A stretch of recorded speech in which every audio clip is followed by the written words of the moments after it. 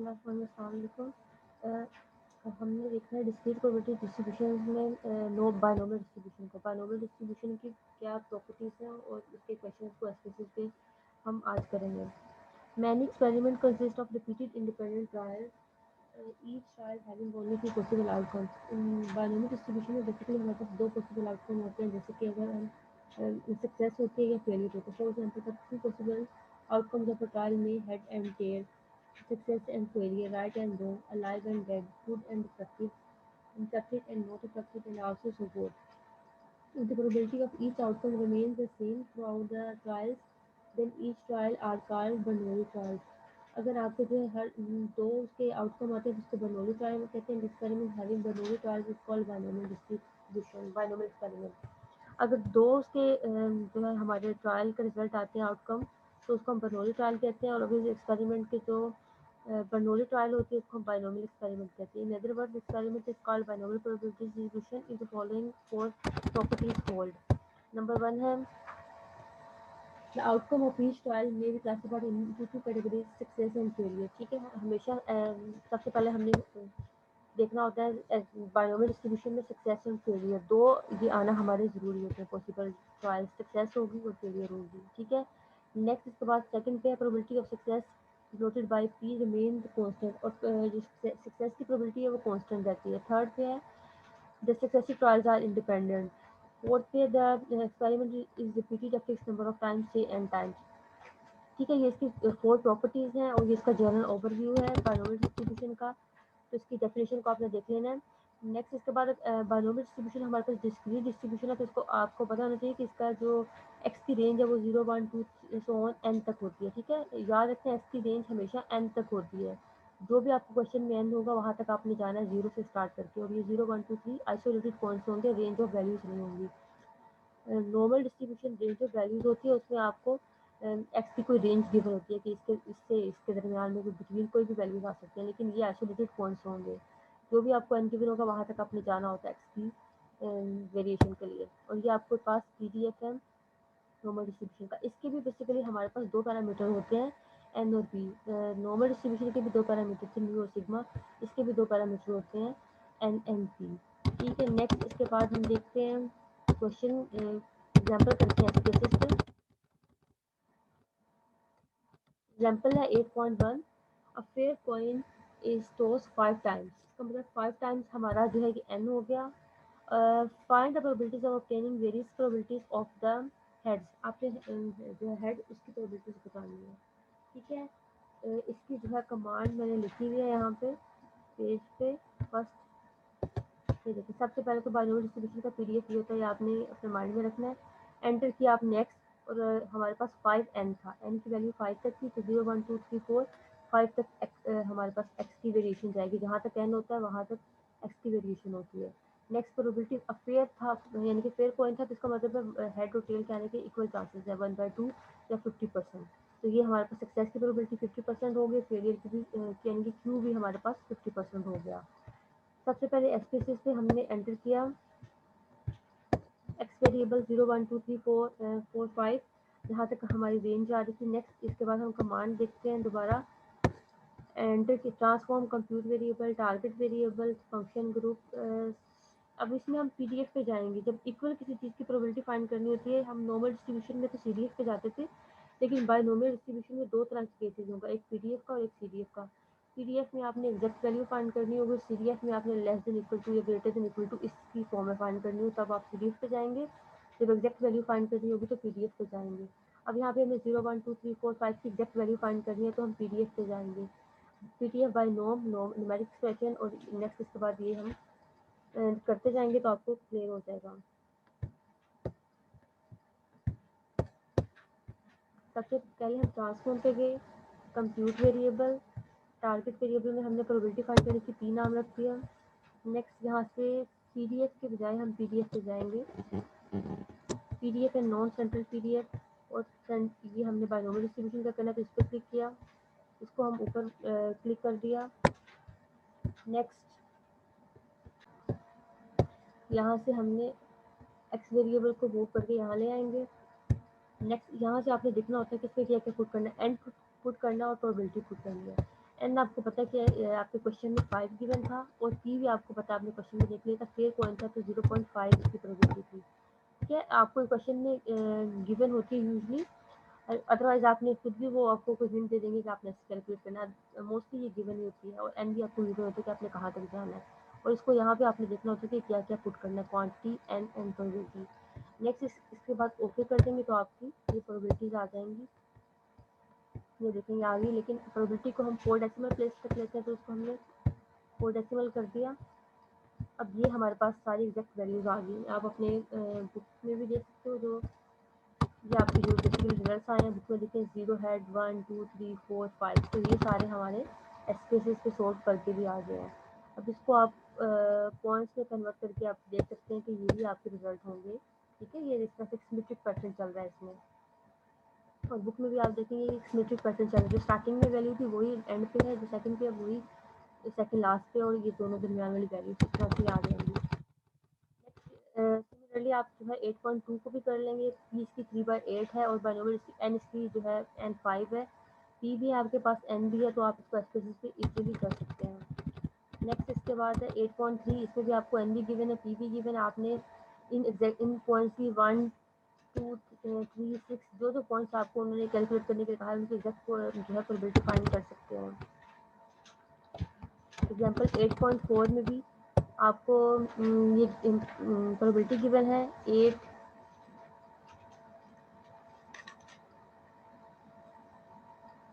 N आपको 8 given है।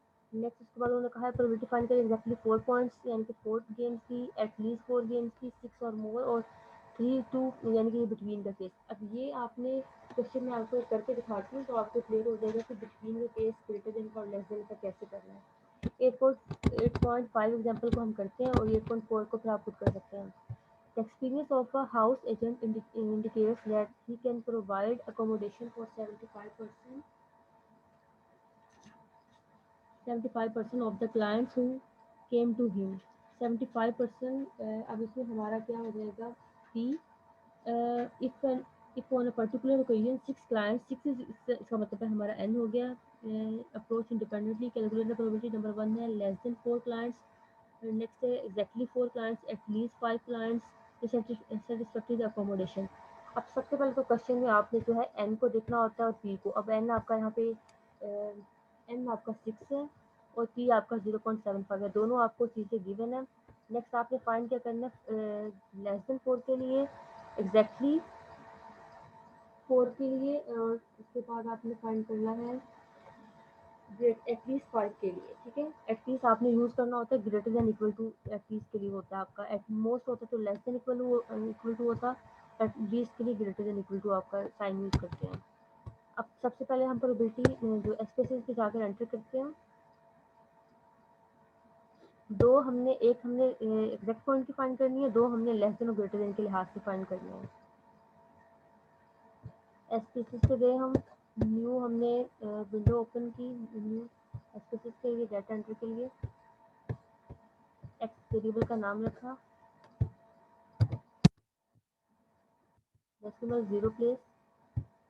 Next हमने जो है अपना एक्स एंटर कर लेंगे, इसमें 4 एंड 5 दो एंटर कर लेते हैं इसमें पॉइंट। ट्रांसफॉर्म कंप्यूट वेरिएबल, यहाँ पे हम इसका नाम रख लेते हैं पीडीएफ। इसके बाद हम पीडीएफ वाले पे जाते हैं एग्जैक्ट पॉइंट के लिए। यहाँ से इसके बाद हमने बाइनोमियल डिस्ट्रीब्यूशन वाले पे क्लिक किया, इसको हम ऊपर मूव करके ले गए, एक्स को मूव किया, पी हमारा यहाँ पे, एन हमारा यहाँ पे 6 है,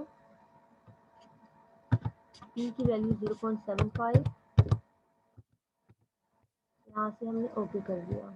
इस तरह से हमारे पास ये 4 डेसिमल प्लेस कर लें इसको भी। नेक्स्ट इसके बाद हम आ जाएंगे, ये हमारे पास प्रोबेबिलिटी आ गई। अब हमने एग्जैक्ट 4 पॉइंट की बतानी थी, तो ये हमारे पास जो पीडीएफ मैंने आपको बताया था वो एग्जैक्ट पॉइंट की वैल्यू देता है। अब एग्जैक्ट 4 हमारे पास रिजल्ट आ गया 0.297, ये 297 हमारा एसपीएसएस से रिजल्ट आ गया, तो ये हमने लिख दिया। अब हमें एग्जैक्ट 5 की चाहिए नहीं थी, तो वैसे कैलकुलेट होकर आ गई। अब नेक्स्ट हम दोबारा से करते हैं सीडीएफ के लिए। Transform compute variable, next receive कर लें इसको, क्योंकि हमने सी डी एफ के लिए करना है इसको, यहाँ पे मैं सी डी एफ नाम दे देती हूँ सी डी एफ। उसके बाद हम गए C D F and non center C D F, यहाँ से हमने बायनोमियल डिस्ट्रीब्यूशन पर क्लिक किया, इसको ऊपर लेकर के एक्स को मूव करके लेकर आए, एन की जगह पे 6,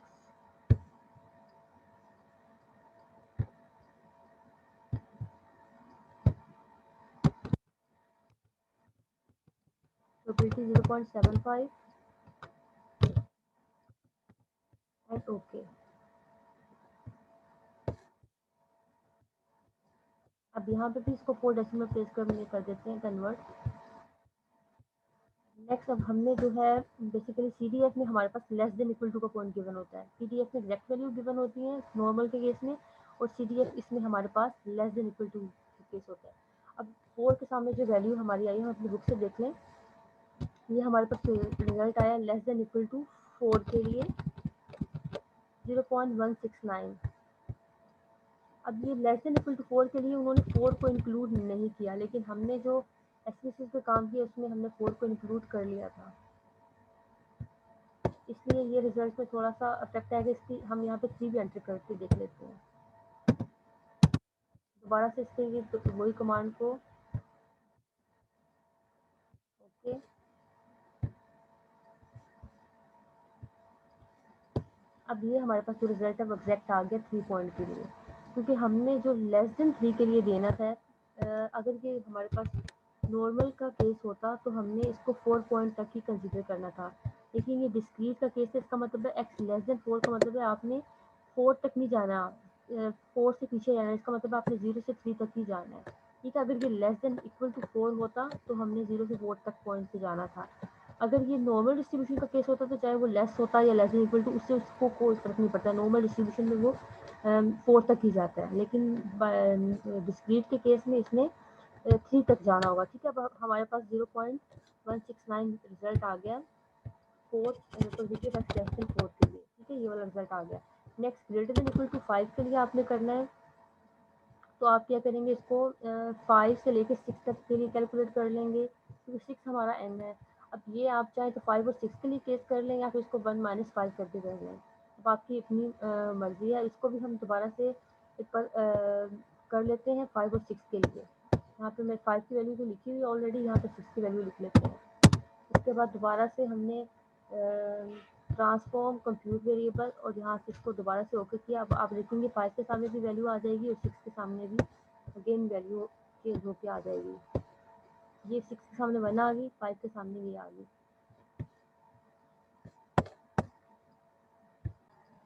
ये आपको कंफ्यूजन हो रही होगी यहाँ पे कि कभी less than greater than equal to भी, इसलिए हम बेहतर यह है कि हमने एग्जैक्टली 4 पॉइंट की तो फाइंड कर ली थी पीडीएफ से, और लेस देन के केस में भी मैंने आपको बता दिया था कि अगर आपने लेस देन 4 करना है तो इसका मतलब है आपने 3 तक रुकना है।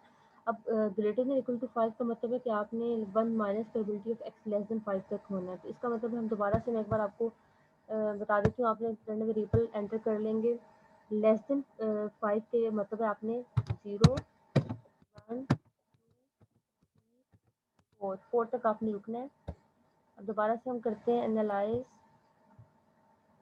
ट्रांसफॉर्म सॉरी कंप्यूट वेरिएबल, और यहाँ पे ओके कर दिया, इसकी जगह पर आपके सारे रिजल्ट्स आ जाएंगे।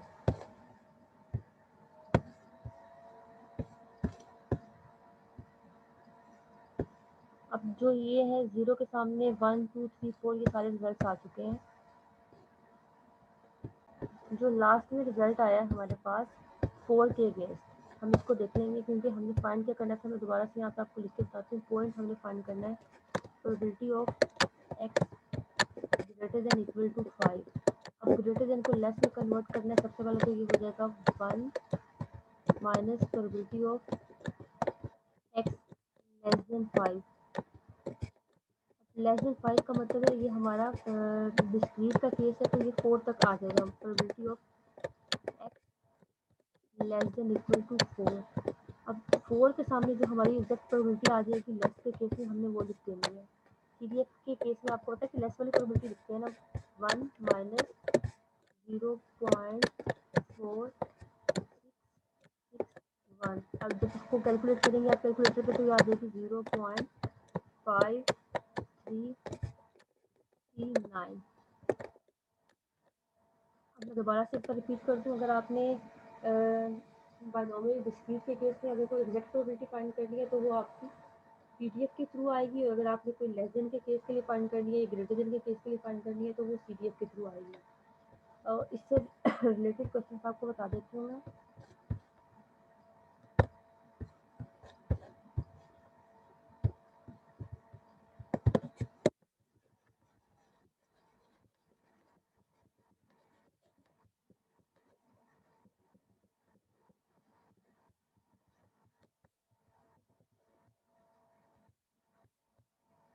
ये कमांड है 8.5 एग्जाम्पल की। ये सारी कमांड है एग्जैक्ट वैल्यू के लिए पीडीएफ और लेस देन इक्वल टू के लिए सीडीएफ आपने यूज़ करना है। नेक्स्ट इसके बाद आपको क्वेश्चन आपने जो इससे रिलेटेड करने हैं वो आपको गिवन है। 8.3 का ए बी पार्ट, 8.4 का ए बी पार्ट, 8.5, 8.6, 8.7, 8.8, 8.10 का ए पार्ट और 8.11, ये सारे आपके बायनोमियल के क्वेश्चन हैं, और आपने ये भी सब कर लेंगे। आई होप आपको बायनोमियल का जो लेक्चर है ये भी क्लियर हो गया होगा। अगर कोई क्वेश्चन तो आप पूछ सकते हैं।